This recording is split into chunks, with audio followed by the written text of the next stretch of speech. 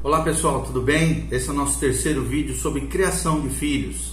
E hoje eu quero te levar a compreender quais são os efeitos dos problemas na criação dos filhos. Então abre o seu coração, abra a sua mente, ao mesmo tempo perceba que sim, existem efeitos na vida dos pais, na vida dos filhos e dentro dos problemas que podem acontecer na criação dos filhos. Então você talvez já tenha ouvido falar sobre Samuel pela primeira vez, talvez na escola dominical, quando você era pequenininho. Ele foi um profeta do Antigo Testamento, que ainda menino recebeu uma mensagem de Deus a respeito do sacerdote Eli. Os filhos de Eli, diz a Bíblia Sagrada, se fizeram execráveis e ele não os repreendeu. Ou seja, estavam pecando, fazendo um monte de coisa errada e ele não os repreendeu. Por causa disso, a Bíblia Sagrada diz que Deus anunciou que ele julgaria a família por causa do pecado deles, ou seja, dos filhos, e do fracasso de Eli como pai diante das ações rebeldes dos seus filhos. Pouco depois, Eli e seus filhos morreram e Samuel assumiu seu lugar numa posição de liderança no meio do povo de Israel. Seus próprios filhos, porém, também lhe causaram embaraço ao final da sua vida. Eles não andaram nos caminhos do Senhor como seu pai, mas, como diz a Bíblia, se inclinaram à avareza e aceitaram suborno e perverteram o direito, conforme diz as Sagradas Escrituras. Embora fossem juízes, tivessem essa posição de juiz. A Bíblia não diz se Samuel negligenciou seus deveres de pai, mas os filhos de Samuel se desviaram do Senhor e foram desonestos. Então, quando ocorrem problemas entre pais e filhos, nós temos esses dois exemplos aqui na Bíblia, temos Davi também com seus filhos, isso pode influenciar os dois lados, ou seja, o lado dos pais e o lado dos filhos. E às vezes gerar também patologias, problemas, doenças na área da infantilidade ou infantis, patologias infantis. Primeiro nós vamos analisar quais são os efeitos sobre os pais. Quais são os efeitos sobre os pais? Não é fácil, por exemplo, ver os filhos saírem diferentes daquilo que nós esperávamos como pais. Os pais geralmente acham, com ou sem razão, que os problemas da infância são um monumento à sua incompetência. Isso pode causar frustrações, brigas entre marido e mulher, raiva em relação à criança, culpa, sentimentos de culpa, né? É muito comum as mulheres se sentirem culpadas, frustradas muitas vezes como mãe.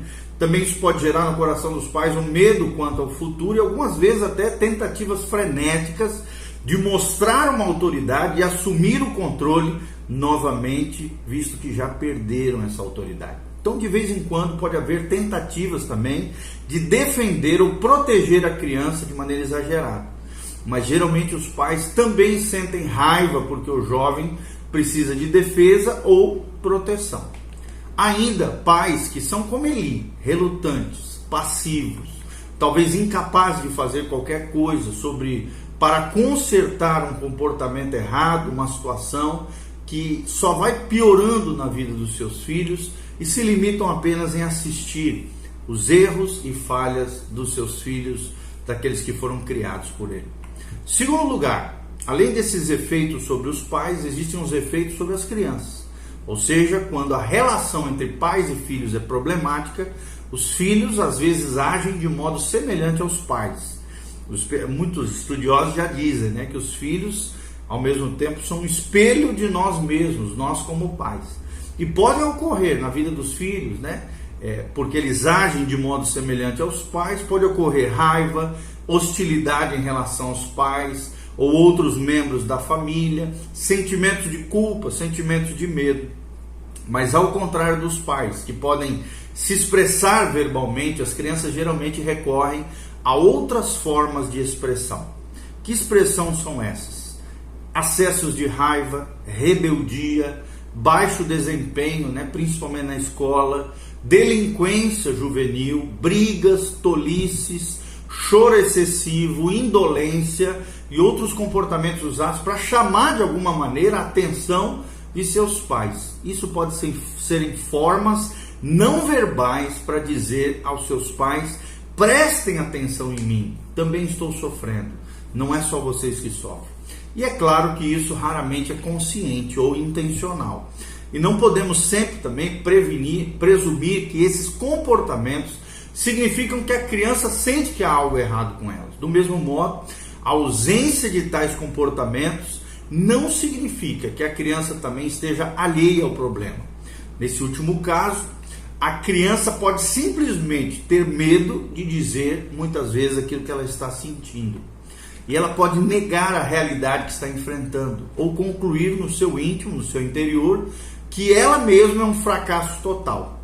Essas sementes de inferioridade, de baixa estima, estão plantadas muitas vezes no coração das nossas crianças, embora talvez só germine muito mais tarde na vida juvenil, ou adolescência, ou até na vida adulta. Terceiro lugar, efeitos patológicos. Além de efeitos nos pais, efeito nos filhos, os problemas sim causam efeito nessa relação pais e filhos, tanto na vida dos pais quanto dos filhos. E existe um terceiro efeito, que é o efeito patológico. Vou repetir, o efeito patológico é o terceiro efeito na relação, nos problemas causados na criação dos filhos. Às vezes surgem distúrbios mais graves que indicam a existência de problemas na criança, sendo que algum deles não, é claro, né, mas não todos, indicam problemas em casa, no lar, na família. Mesmo quando o relacionamento entre pais e filhos é bom, esses problemas de saúde geram pressões na família e muitas vezes indicam a necessidade de uma terapia, de um atendimento psicológico, de um aconselhamento pastoral, de ajuda e apoio nesse sentido, ok? Dentro desses efeitos patológicos existem, em primeiro lugar, os transtornos psicofisiológicos. Transtornos psicofisiológicos. O que são isso? São reações físicas que incluem, por exemplo, a asma, úlceras, enurese noturna, dores de cabeça na vida das crianças. Cada uma delas pode ter causas físicas ou apenas serem uma reação psicológica a um nível de tensão, de estresse. Ou então uma disciplina severa demais por parte dos pais, um desapontamento, perda de membros da família, uma relação ruim, sufocante entre mãe e filho. Crianças que apresentam esse tipo de distúrbio, transtornos psicofisiológicos, devem ter acompanhamento de um médico, de um especialista na área biológica, física. Mas em geral também o aconselhamento pastoral, ajuda, terapia, ajuda os pais e filhos a lidarem melhor com esse tipo de estresse. Segundo tipo de efeito patológico são os transtornos no desenvolvimento da criança. Transtorno do desenvolvimento. O que é isso? Algumas vezes as pressões familiares, as mudanças constantes de casa, né, de lar, de cidade geográfica e outras fontes de estresse acabam retardando o desenvolvimento oral, motor, social e cognitivo, além de outras habilidades na vida da criança. No final, a maioria das crianças alcança as outras crianças, mas até mesmo os atrasos temporários do desenvolvimento podem ser difíceis para a família lidar com essas questões. Terceiro tipo de efeito patológico são os transtornos psiconeuróticos. Transtornos psiconeuróticos. O que é isso? Quando há conflitos internos ou quando há impulsos sexuais e agressivos sendo negados ou suprimidos, existe sim a possibilidade de comprometimento do funcionamento psicológico da criança. Pode surgir ansiedade, medos irracionais, reações de culpa exagerada por parte da criança, distúrbios, dificuldades no sono, distúrbios alimentares, comportamentos compulsivos, podem ser pistas de que alguma coisa está perturbando a criança e é necessária ajuda nesses casos. No quarto caso aqui, dos efeitos desses transtornos ou efeitos patológicos, são os transtornos de personalidade, que também acontece muito nos dias de hoje. O que são os transtornos de personalidade? Em alguns casos, por exemplo, a criança não sente nenhum conflito ou ansiedade, mas desenvolve uma personalidade hipersensível, excessivamente retraída, isolada, independente demais ou desconfiada de tudo e de todos. Tudo isso pode ser um reflexo de uma tensão interior que a criança esteja sofrendo. Existe um outro problema que são as sociopatias e a delinquência. O que são as sociopatias e as delinquências? Quando uma criança, por exemplo, é frustrada pelo ambiente, às vezes ela reage com frequentes acessos de raiva, delinquência, violência, comportamento agressivo ou sexualmente impulsivo. Nesse caso, a pessoa reage à frustração atacando outras pessoas, ou geralmente sem sentimentos, e quando esses ataques acontecem, sem sentimentos de remorso ou desejo de mudança. A sociedade, inclusive os pais, sofrem com os efeitos dessa agressão a outros e com o desafio de tentar reabilitar o agressor junto à sociedade, ao ambiente em que ele vive. Existe um outro caso que é a depressão infantil. Nos últimos anos, a depressão infantil tem se tornado mais perceptível e também mais comum do que nunca. Além de sentimentos de tristeza, profundo desapontamento, as crianças deprimidas geralmente se retraem, perdem o apetite, se tornam apáticas, queixam-se de problemas físicos e algumas vezes até fogem de casa, ou se mostram mal-humoradas, agressivas ou paradas. Todas as crianças podem apresentar esses comportamentos de vez em quando, é claro, mas na sua manifestação prolongada, isso indica problemas mais sérios. Com uma frequência cada vez maior, algumas dessas crianças tentam escapar de suas tensões em casos mais graves, mais crônicos e até mais drásticos, acabam escapando suas tensões através do suicídio. Então os pais têm que ficarem atentos, olhando as crianças, bem como as suas anomalias comportamentais e buscando ajuda nesse sentido. Existe um outro efeito que são os transtornos psicóticos. Transtornos psicóticos. O que é isso? Esse tipo de comportamento é altamente perturbado e requer tratamento com um profissional especializado. Assim como os adultos emocionalmente perturbados, as crianças psicóticas podem apresentar um comportamento estranho, medos exagerados, retraimento extremo, falta de autocontrole, de domínio próprio, pensamentos irracionais, só para listar alguns tipos de sintomas que nós estamos mencionando. Às vezes, crianças muito jovens desenvolvem uma espécie de autismo infantil, uma doença bem documentada, cientificamente comprovada, caracterizada pelo isolamento, o embotamento emocional, o comportamento repetitivo e a fascinação por coisas inanimadas, como cadeira, por exemplo, ao invés de pessoas. Também existe um outro caso, que são os danos cerebrais ou retardo mental. O que é isso? Entre os efeitos do mau funcionamento do cérebro, encontra-se o desenvolvimento físico lento na vida das crianças, problemas de aprendizagem, dificuldade na memorização.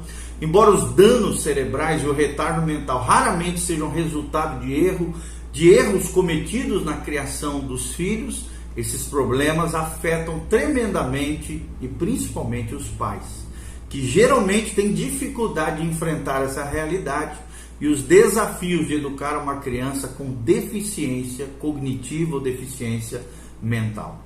Existe um outro caso que são as hiperatividade. Hiperatividade. O que são esses transtornos ou hiperatividade? Esse problema comum é caracterizado pela excitabilidade exagerada, curtos períodos de atenção por parte dos pais, tendência de destruir as coisas, quando as crianças têm essa tendência, perturbações de sono, impulsividade, excesso de energia. Essa hiperatividade é isso. Muitas vezes a causa é psicológica, mas evidências cada vez maiores indicam que fatores tais como danos cerebrais menores, mau funcionamento do sistema nervoso central, alergias, alguns tipos de alergias, distúrbios endócrinos, ou seja, hormônios, produção de hormônios, neurotransmissores, ou então até transtornos alimentares, além de outros fatores, podem gerar ou agravar o problema da hiperatividade. Mesmo quando o tratamento principal está a cargo da medicina, sessões de terapia, sessões de aconselhamento podem ajudar os pais e os filhos a se ajustarem ou aceitarem melhor essa situação.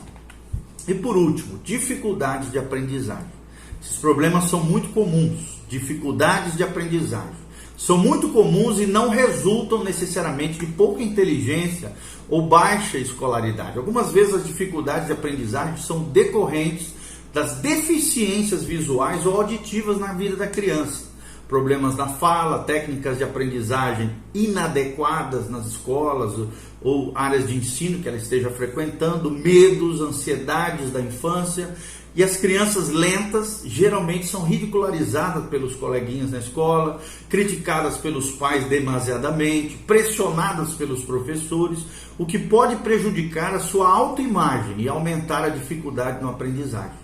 Se com o passar do tempo as